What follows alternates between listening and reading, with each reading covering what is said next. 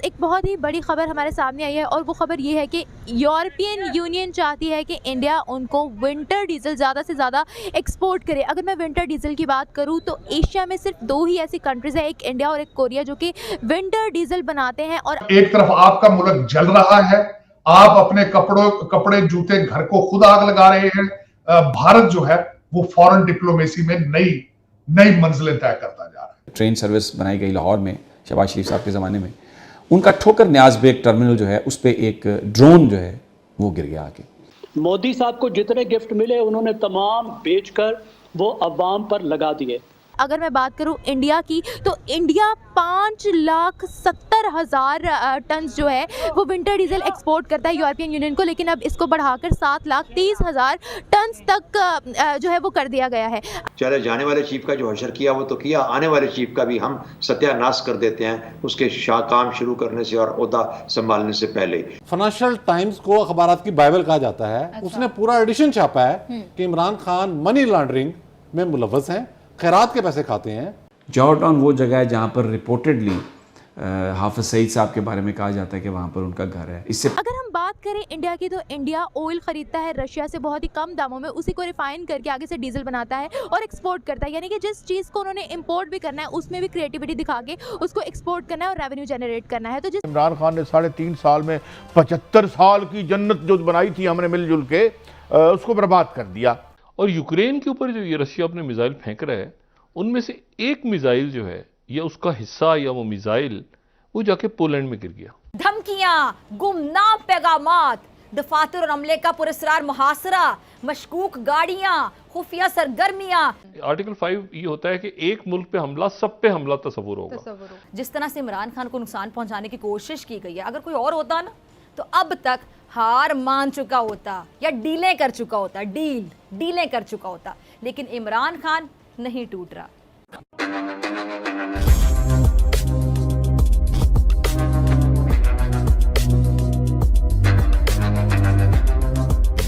नमस्कार दोस्तों, जब से यूक्रेन और रशिया की लड़ाई स्टार्ट हुई है तब से पूरा यूरोप बस एक सवाल में कह रहा था कि भारत को रशिया से तेल नहीं लेना चाहिए। और हमारे फॉरेन मिनिस्टर और भारत का भी काफ़ी निंदा किया जाता था पूरे वेस्टर्न वर्ल्ड के द्वारा। लेकिन भारत अपने बात पे अड़ा रहा और यूरोप की एक न माने और रशिया से तेल लेता रहा। और हमारे प्राइवेट कंपनीज रशिया से सस्ते दामों में तेल लेकर उसे रिफाइन करके आगे बेचकर अच्छे मुनाफे भी कमाने लगे। लेकिन दोस्तों, अब यूरोप भारत से काफ़ी बड़े मात्रा में विंटर डीजल की मांग कर रहा है, जो हमारे प्राइवेट कंपनीज रिफाइन करके बेचते थे। क्योंकि अब सर्द आने वाली है और विंटर डीजल का काफ़ी उपयोग किया जाता है पूरे यूरोप में, इसलिए अब यूरोप चाहता है कि वह भारत से विंटर डीजल को इंपोर्ट करे। और भारत और साउथ कोरिया ही एक ऐसा देश है जो विंटर डीजल बनाते हैं। अगर भारत यूरोप को विंटर डीजल देने से मना कर देता है तो यूरोप की काफ़ी बड़ी जनसंख्या ठंड की वजह से मारी भी जा सकती है, जिसकी वजह से अब यूरोप बिलबिलाता हुआ भारत से मदद मांग रहा है। तो चलिए दोस्तों, इसी पर पाकिस्तानी मीडिया और पब्लिक की रिएक्शन को देखते हैं। G20 में उसकी प्रेसिडेंटशिप जो है भारत को मिल चुकी है। जी। इसका सबसे बड़ा सिग्निफिकेंट हमारे रीजन के लिए जरूरी था कि हमारे पड़ोसी जो है अब वो उसको एक साल को अपना पीरियड लीड करेंगे। और दूसरी बात जो मैं सिग्निफिकेंट बताना चाहूंगा, ऋषि सोनक साहब ने इंडियन जबान में ट्वीट किया, हिंदी में ट्वीट किया। यह सबसे बड़ी सिग्निफिकेंट बात है। और दूसरा, ट्रेड की बातें उन्होंने ऋषि सोनक साहब से की और उनकी मुलाकातें मोदी साहब की। जब एक तरफ आपका मुल्क जल रहा है, आप अपने कपड़े जूते घर को खुद आग लगा रहे हैं। भारत जो है वो फॉरेन डिप्लोमेसी में नई मंजिलें तय करता जा रहा है। और दूसरा, इसके और आप जब आपकी मोटरवे बंद है, आपके 13-12 साल के बच्चे अपने कपड़ों को और घर को आग लगा रहे हैं। एप्पल ने भारत के अंदर अपनी प्रोडक्शन आईफोन बनाने शुरू कर दिए हैं। चाइना से उनकी फैक्ट्री इंडिया शिफ्ट हो चुकी है और ये अभी शुरुआत हुई है। अभी वहां पे एक ट्रेड का, और जिस तरीके से वो उन्होंने 16 मिनिस्ट्रियों को इकट्ठा कर दिया है to make it attractive for the foreign investment.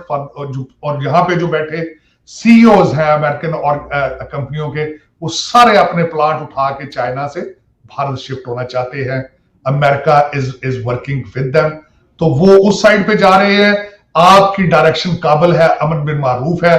आज एक इंपॉर्टेंट वाकया हुआ लाहौर के नज़दीक, जिसने पाकिस्तान में दोबारा एक तरह से एक आप उसे अलर्ट समझ सकते हैं, मैं उसे खौफ तो नहीं कहूँगा, लेकिन लोग अलर्ट हो गए हैं और हमारे इदारों को भी डेफिनेटली वो भी अलर्ट हो गए हैं कि ये क्या हुआ है।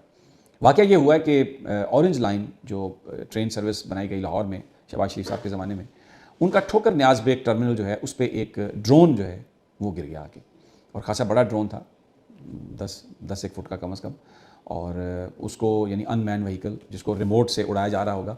मैं आपको याद दिला दूं कि कुछ अर्सा पहले, साल डेढ़ पहले भी एक ड्रोन आया था इस तरीके से, एक मिसाइल, और वो गिरा था आके खानेवाल के नज़दीक इलाके में, और फिर बाद में ये बताया गया था कि ये भारत की तरफ से आया है, गलती से फायर किया गया। लेकिन बहुत सारे लोग ये कहते थे कि ये गलती से फायर नहीं किया गया, ये उन्होंने टेस्ट किया हमारी कैपेबिलिटी को कि क्या हम किसी ऐसी चीज़ को फौरी तौर पर गिरा सकते हैं जो पाकिस्तान की फ़िज़ाई हदूद में दाखिल हो। लेकिन उस वक्त ये हमारी एयरफोर्स की जानिब से ये कहा गया था कि सारा एरिया कवर है और हम किसी भी फॉरेन ऑब्जेक्ट को गिरा सकते हैं। लेकिन बहरहाल ये जो ड्रोन है इसको गिराया नहीं गया था, ये ख़ुद से आके एक जगह पे जब इसकी परवाज़ जो थी या जो उड़ान थी जब ये ख़त्म हुई तो ये गिर गया। इसमें कोई हथियार नहीं था, लेकिन वो जो मिसाइल था वो एटॉमिक वारहेड वो ले जा सकता था। तो बड़ा उस पर पाकिस्तान ने एहतजाज भी किया, भारत ने कहा कि हम एक इन्वेस्टिगेशन भी कर रहे हैं और ये गलती से फायर हुआ। लेकिन जो बहुत सारे एक्सपर्ट्स हैं जिनसे मेरी बात हुई, उन्होंने कहा कि ये जो गलती की बात है ये कवर अप है और ये दर हकीकत पाकिस्तान की जो डिफेंस कैपेबिलिटी है उसको गालबन इंडिया टेस्ट करना चाह रहा था और ये सब कुछ उन्होंने किया। अब जो वज़ीर हैं उनके, वो दोबारा से पाकिस्तान के हवाले से ये बातें कर रहे हैं कि हमें परशूट करना चाहिए, जो लोग भारत पाकिस्तान में बैठकर कश्मीर में दरअंदाजी की कोशिश करवा रहे हैं वो दहशतगर्द हैं और हमें उनको पकड़ना चाहिए। फिर इस किस्म की खबरें भी आई कि गिलगित बल्तिस्तान जो है उसको हम एनेक्स कर दें। एक ऐसा माहौल वहाँ से बना है, इंटरनल उनकी जो कोई पॉलिटिकल सिचुएशन है उस सारे मामले में, कि कुछ हॉस्टिलिटी जो है वो बढ़ी है। लेकिन अच्छी बात यह है कि पाकिस्तान ने इस हवाले से कोई हॉस्टिलिटी नहीं दिखाई। अब बड़ा सवाल ये है कि ये जो मिसाइल, ये जो ड्रोन है, क्या ये भारत की तरफ से आया? पाकिस्तान की अथॉरिटीज़ अभी इस हवाले से कुछ नहीं कह रही, लेकिन उसके अंदर जो कैमरे लगे हुए हैं और फिर वो जिस जगह पर गिरा है ये बड़ी इंपॉर्टेंट है। ठोकर न्याज बेग लाहौर में बड़ी एक इंपॉर्टेंट जगह है। ये जौहर टाउन के भी नज़दीक है, बिल्कुल एडजेसेंट है जौहर टाउन के।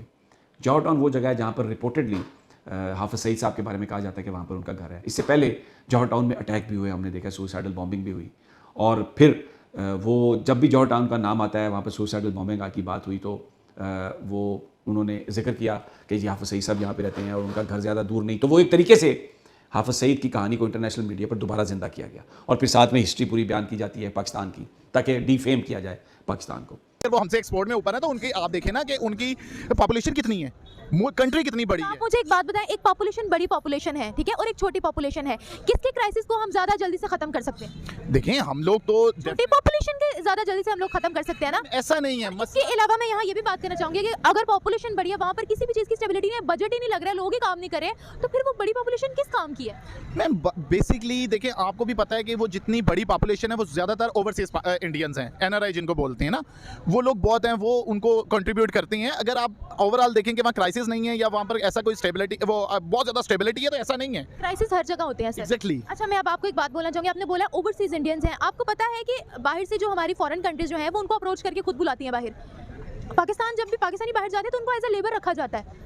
आप देख लें गूगल का सीईओ कौन है, इंडियन है। ट्विटर का देख लें आप, इसके अलावा आप यूट्यूब के सीईओ की बात कर लें। देखिए, अगर ये सीट मिलने के बाद बंदे ने इतना जलील होना है तो वो अभी ट्विटर में जो सीईओ था उसके साथ देखें क्या हुआ है, एलन मस्क ने क्या किया वो इंडियन के साथ है। कि एक चीज़ तो हम उनको एक्सेप्ट करेंगे कि वो एजुकेशन में हमसे बेहतर है, उनका एजुकेशन सिस्टम अच्छा है, बट बात वही है कि हमारे पास सबसे जो मेन इशू है ना, वो हमारे पास पॉलिटिकल स्टेबिलिटी नहीं है। जब हमारे पास पॉलिटिकल स्टेबिलिटी होगी, हम भी दुनिया में, आपको पता है कि पाकिस्तानियों ने पूरी दुनिया में अपना नाम किया है। हमारे जो पायलट्स हैं वो one of the best pilots हैं ऑल ऑफ द वर्ल्ड।